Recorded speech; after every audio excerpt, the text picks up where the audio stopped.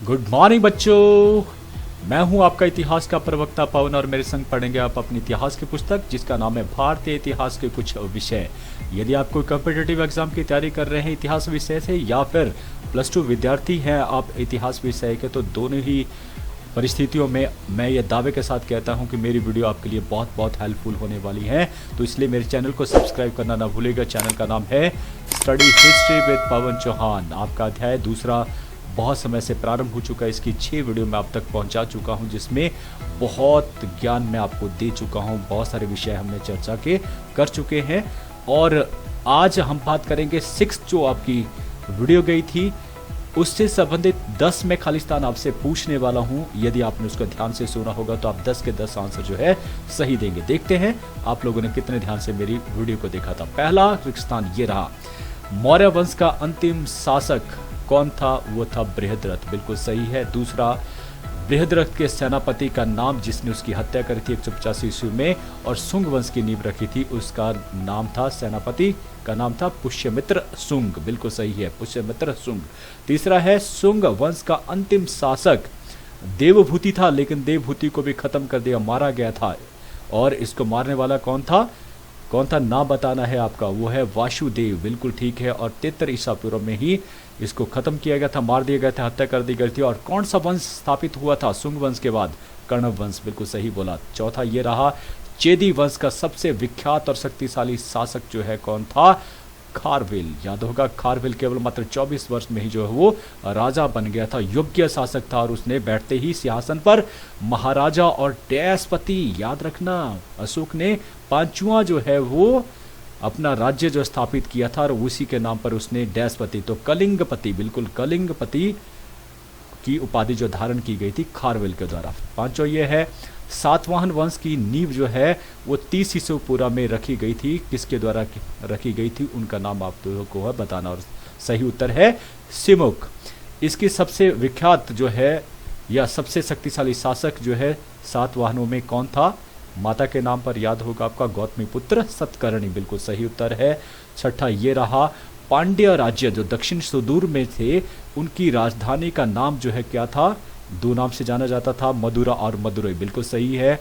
और पांड्य के ही बारे में, व्यापार को प्रोत्साहित करने के लिए जो पांड्य शासक थे उन्होंने रोमन सम्राट, कौन सा रोमन सम्राट था जिसके दरबार में राजदूत भेजे थे? जैसे कि आज भी सभी देश अपने अपने राजदूत दूसरे देशों में स्थापित करते हैं। किस लिए? ताकि उनके अच्छे साथ संबंध स्थापित हो, व्यापारिक संबंध स्थापित हो, लाभ हो।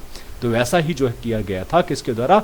पांड्य शासकों के द्वारा। रोमन सम्राट आंगस्टस, याद रखना, आंगस्टस जिसने शांति स्थापित करी थी, रोमन साम्राज्य स्थापित किया था 3 महाद्वीपों में, बड़ी बात है। 8वां ये रहा, चोल शासकों में डैश सबसे विख्यात शासक जिसकी टांग काट दी गई थी, याद होगा, तो वो था करिकाल। बिल्कुल सही है, करिकाल।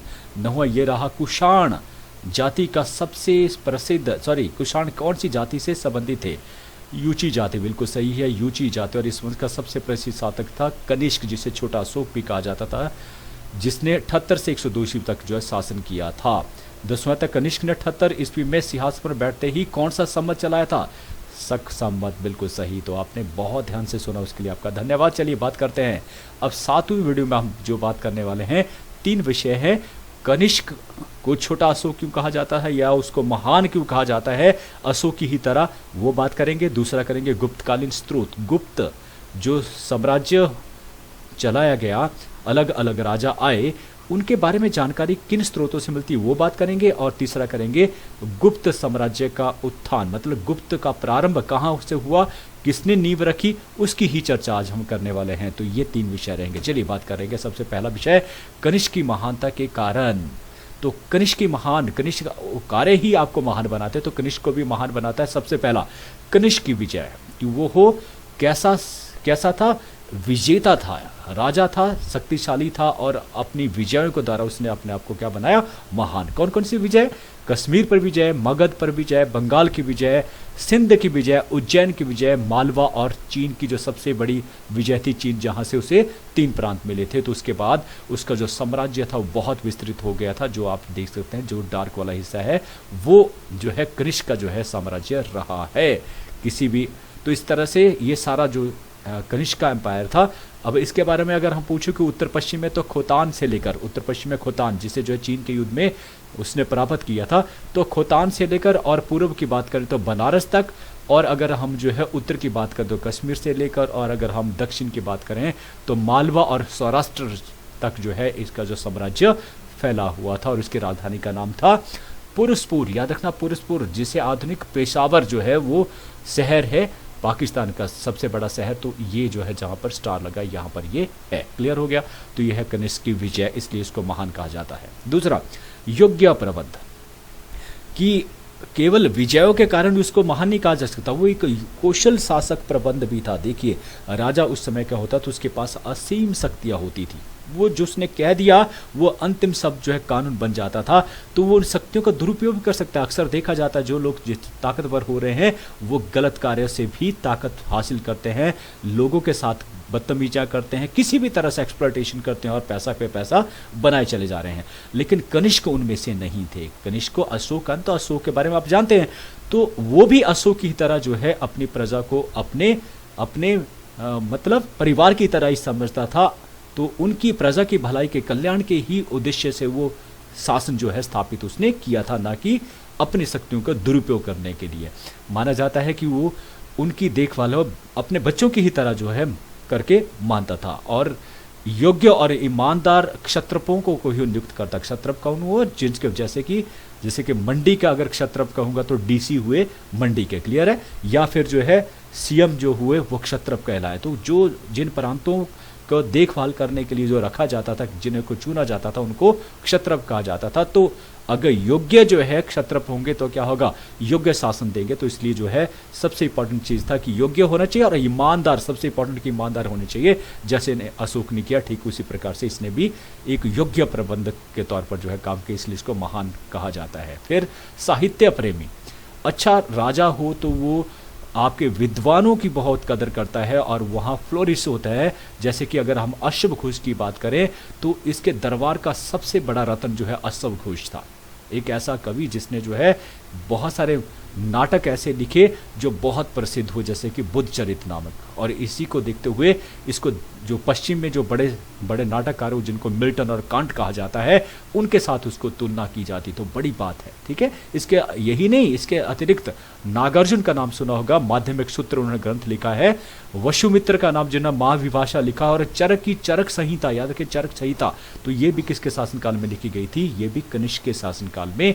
उसके द्वारा दरबार में संरक्षण दिया गया इन लोगों को, और वो उन्होंने इतने अच्छे ग्रंथ जो लिखे जो आज भी बहुत विख्यात है। ये भी इसको महान बनाती है। चौथा है कला प्रेमी, कि वो कला का भी प्रेमी था। कैसे पता लगता है? उसने शहर जो बसाए, जैसे कि उसने अपने नाम से कनिष्कपुर जो है कश्मीर में बसाया, खूबसूरत रावलपिंडी में जो है के नज़दीक जो है पाकिस्तान, रावलपिंडी के नज़दीक तक्षशिला को बसाया। तक्षशिला जो है वो बौद्ध साहित्य को, बौद्ध का जो सबसे बड़ा विश्वविद्यालय स्थापित हुआ वहाँ पर। और वहीं पर उसने पुरुषपुर में जो राजधानी थी उसकी, जो पेशावर है आधुनिक, वहाँ पर 400 फीट की उसने जो ऊंचा स्तूप भी बनाया, स्तूप बनवाए, बिहार बनवाए, और अशोक की ही तरह सारे कार्य उसने जो है किए। तो ये इसको महान बनाया। इसके अलावा और भी एक कि जो पार्थियन थे, जो यूनानी आए थे, उनका जो सिक्का होता था वो सबसे अच्छा माना जाता था, शुद्ध 24 कैरेट का। तो ठीक उसी प्रकार का जो है उत्तम कोटि का जो स्वर्ण सिक्के जो है चलाए गए थे, किसके द्वारा? कुषाणों के द्वारा। और कुषाणों में नाम आता है तो किसका नाम आता है? कनिष्क का नाम जो है वो आता है। ये भी बहुत इंपॉर्टेंट है, ये भी उसकी उपलब्धि, इसलिए इसको महान बनाती है। पांचवा आता है वो है बौद्ध धर्म का प्रचारक, अशोक की ही तरह।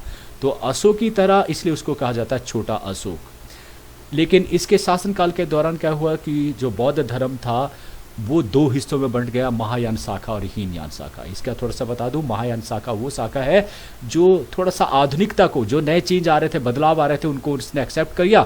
हीनयान शाखा वही थी जो जो महात्मा बुद्ध के शासनकाल के समय से चली आ रही थी, जैसे कि मूर्ति पूजा नहीं करना या संस्कृत भाषा को नकारना, पाली भाषा को अपनाना। लेकिन महायान शाखा वो थी जहाँ वो थोड़ा चेंज, यहाँ पर क्या हुआ कि जो है मूर्तियों को पूजना फिर से प्रारंभ हो गया, है ना। जैसे कि महात्मा बुद्ध की जो मूर्तियाँ बनाई गई, या जो उसके बाद जो है जो बड़े बड़े महात्मा उनकी मूर्तियाँ बनने लगी और उनकी पूजा होने लगी। संस्कृत भाषा को भी अपना लिया गया, मतलब मॉडर्नाइजेशन हो गई, तो इसलिए उसको कहा गया महायान शाखा। तो महायान शाखा को ही कनिष्क ने जो है प्रोत्साहित किया और उसके सिद्धांतों को दूर प्रचारित किया। अशोक ने क्या किया था? बौद्ध धर्म को, उस समय दो शाखाएं नहीं थी, लेकिन कनिष्क की बात है तो महायान शाखा को उसने दूर दार जाकर, जैसे कि चीन, जापान, तिब्बत और मध्य एशिया तक पहुंचाया। तो अशोक ने भी ऐसा ही काम किया और आपके कनिष्क ने भी ऐसा किया। एक और चीज जो समानता क्या है कि अशोक ने तीसरी महासभा का आयोजन जो है वो किया था पाटलिपुत्र राजधानी में, और कथावथु जैसे जो है उस समय जो है वो लिखे गए थे। लेकिन कनिष्क की बात करें तो इन्होंने चौथी बौद्ध महासभा का आयोजन किया था, कहाँ पर? कश्मीर में किया गया था। तो इस प्रकार से याद रखना, ये दोनों बौद्ध की अशोक की और इसकी आपस में तुलना है। तो अशोक की ही तरह जो है, इसलिए इसको छोटा अशोक कहा जाता। तो ये भी कार्य भी इसको महान बनाते हैं। छठा, निष्कर्ष के तौर पर ये सारे जो 5 कार्य हमने देखे ये उपयुक्त है उसको महान बनाने में। कैसे? महान विजेता भी था, बहुत सारी उसने विजय हासिल की, साम्राज्य निर्माता भी था, ईमानदार लोगों को उसने आगे लाया, योग्य प्रबंधक भी था, कला और साहित्य का प्रेमी था, बौद्ध मत का महान संरक्षक था। ये सारी बातें उसको महान बनाती है। और डॉक्टर बलदेव कुमार जैसे जो विद्वान हो वो क्या कहते हैं कि कनिष्क न केवल कुषाण वंश का अपितु भारतीय इतिहास का भी एक महान व्यक्तियों में से एक था। अब आता है दूसरा विषय जो है गुप्तकालीन स्रोत। कौन से ऐसे स्रोत हैं जहां से पता लगता है गुप्त शासकों के बारे में? तो सबसे पहले हम जो स्रोत ले रहे हैं वो है साहित्यिक स्रोत। साहित्यिक स्रोत में बात करेंगे हम पुराणों की। पुराण सभी जानते हैं हिंदुओं के प्राचीन ग्रंथ है। इनकी कुल संख्या जो 18 हैं, जिसमें से कुछ एक पुराण जो है बहुत जो है फेमस हैं, विष्णु पुराण, वायु पुराण, मत्स्य पुराण या ब्रह्मांड पुराण। तो इनसे जो है जानकारी हमें किसकी मिलती है? गुप्तकालीन जो है समय के बारे में, चाहे वो गुप्त शासकों का नाम हो, साम्राज्य की सीमाएं हो, या प्रशासनिक प्रबंध हो, या सामाजिक शासकों के बारे में बहुमूल्य सारी जानकारी जो है मिलती है कहाँ से? पुराणों से मिलती है। फिर दूसरा आता है हुआ कौमुदी महोत्सव। कौमुदी महोत्सव जो है, ये जो नाटक है इसकी रचना 340 ईस्वी में वजिका नामक लेखिका ने जो है की थी। ये नाटक है, ठीक है, कौमुदी महोत्सव। इस नाटक के जरिए बताया गया है कि मगध का जो शासक था जिसका नाम था सुंदर वर्मन, याद रखना सुंदर वर्मन का जो है अपना कोई पुत्र नहीं था, तो उसने क्या किया, एक चंडसेन के बच्चे को जो है गोद लिया। क्या नाम था? चंडसेन। तो सुयोग्य से क्या हुआ, उसके पश्चात जो उनका अपना एक बच्चा जो है पैदा हो जाता है अपना ही, और जिसका नाम रखा जाता है कीर्तिवर्मन।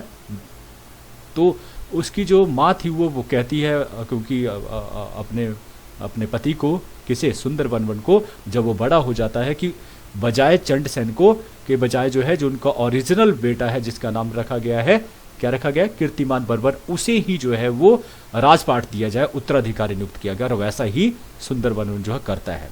लेकिन अब जो है वो बड़े हो गए, चंडसेन बड़ा हो गया है, वो क्या करता है? सुंदरवर्मन जो है कीर्तिवर्मन को जो उत्तराधिकारी जो जिसे वो बनाना चाहता है उसे मार डालता है, और चंडसेन जो है सिंहासन पर बैठ जाता है। तो अपने बाप को, सुंदरवर्मन को मार दिया जाता है और वो खुद चंडसेन राजगद्दी पर बैठ जाता है। तो ये जो चंडसेन है, इतिहासकार बताते हैं ये जो चंडसेन है यही चंद्रगुप्त प्रथम है। क्लियर है? तो यहाँ से ये जानकारी मिलती है कौमुदी महोत्सव से।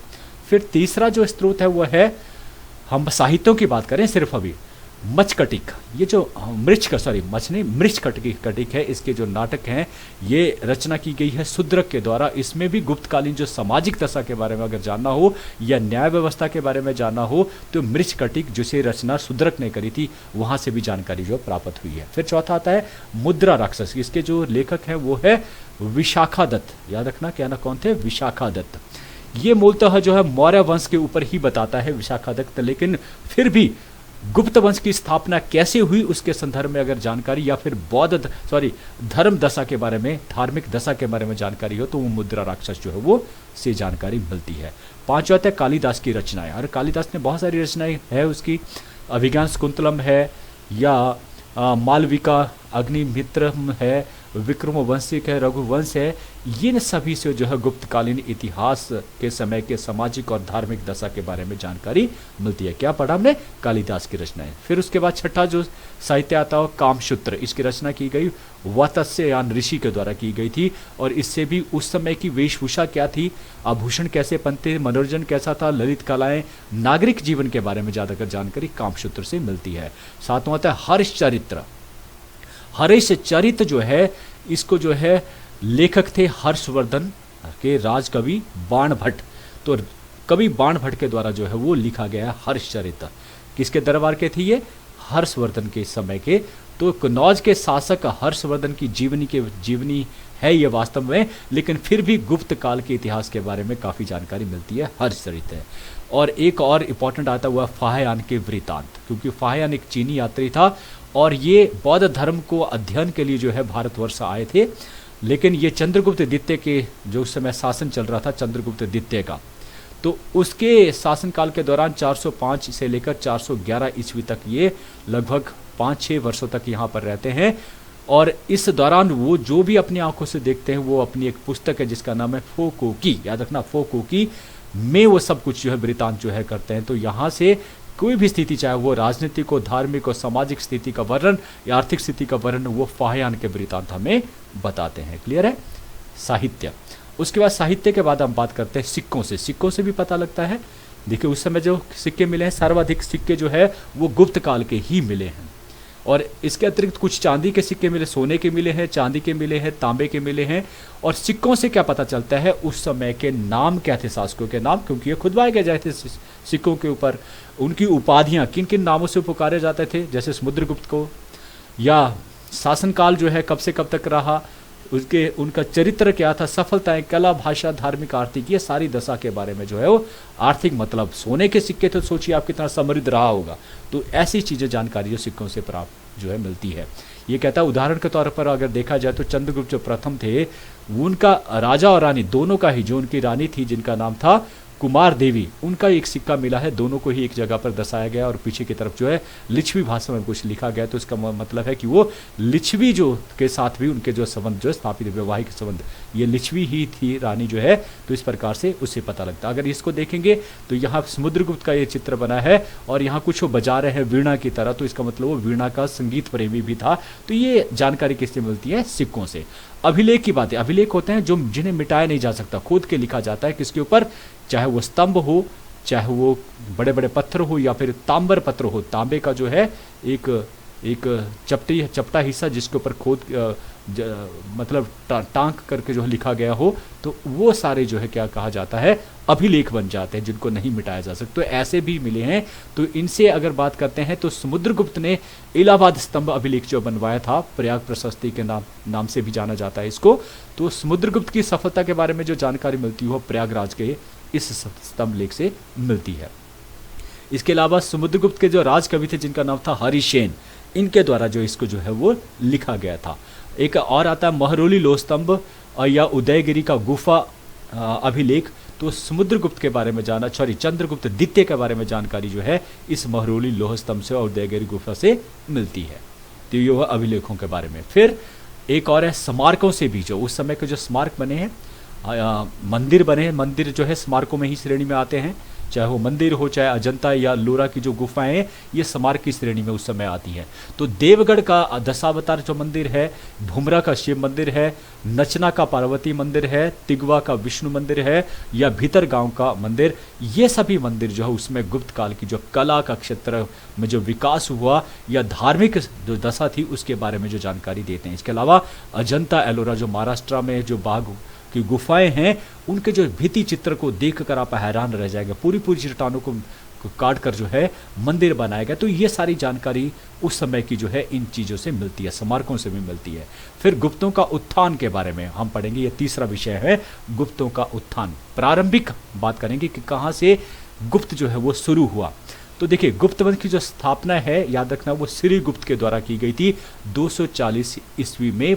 मगध से ही आरंभ जो है वो हुआ था गुप्तों का भी। जैसे मौर्यों का भी आरंभ गुप्तों से ही मगध से हुआ था, ठीक उसी प्रकार गुप्तों का भी आरंभ कहाँ से हुआ, मगध से ही हुआ था 240 ईसा पूर्व। और कौन थे, श्रीगुप्त के द्वारा। उसने 280 ईस्वी तक जो शासन किया और श्रीगुप्त के मृत्यु के पश्चात उसका बेटा आता है जिसका नाम है घटोत्कच। इसने 280 से लेकर 219 ईस्वी तक जो है वो शासन किया। लेकिन अब देखिए शासन तो किया, लेकिन शासन करने के पश्चात ये माना जाता है कि दोनों ने जो शासन किया वो एक अधीनस्थ के तौर पर जो है, अधीनस्थ समझ तो, अधीनस्थ कि किसी राजा के अधीन ये काम कर रहे थे, स्वतंत्र शासक नहीं थे। तो इसलिए इनको सही मायने में श्रीगुप्त को जो है असली संस्थापक नहीं कहा जा सकता। शुरुआत के तौर पर जो है शुरुआत की गई थी श्रीगुप्त के द्वारा। तो जिसने स्वतंत्र अपने आप को किया था वो थे घटोत्कच के पुत्र, जिनका नाम था चंद्रगुप्त प्रथम। तो 320 ईस्वी में इन्होंने सिंहासन पर बैठे थे और अपने को आज़ाद घोषित कर दिया था, स्वतंत्र कर दिया था, और एक उपाधि धारण की थी जिसका नाम था महाराजा धीराज। याद रखना, पहले शासक गुप्तों में जिसने महाराजा धीराज की उपाधि धारण की थी वो थे चंद्रगुप्त प्रथम, और इन्होंने ही गुप्त संवत की जो है शुरुआत भी की थी, और इसलिए इनको ही वास्तविक संस्थापक जो है वो कहा जाता है। क्लियर है? तो ये पढ़ा हमने प्रारंभिक गुप्तों के उत्थान के बारे में। तो हमारा आज का ये विषय यही समाप्त होता है। अंतिम 2 लाइनें जरूर सुनेंगे, और ये भी अब्दुल कलाम ने ही कही हैं। क्या कहा है? बड़ा सुंदर कहा है कि शिखर तक पहुंचने के लिए ताकत चाहिए, और ताकत है तो चाहे आप माउंट एवरेस्ट हो उसे भी पार कर सकते हैं, या फिर आपका कोई भी पेशा जिसमें आप जाना चाहते हैं, आपको ताकत की जरूरत पड़ेगी। और ताकत बनते हैं हर बुद्धि से, हर आपका शरीर स्वस्थ हो, हर तरह से जो है आप स्वस्थ रहें, किसी भी तरह से मन वचन कर्म से, और आप हमेशा शिखर को छूते रहें। इस कल्पना के साथ मैं जो है यहीं पर वाणी को विराम देता हूँ। आप मुझे बड़े ध्यान से सुनते हो उसके लिए आपका बहुत बहुत धन्यवाद। Thank you.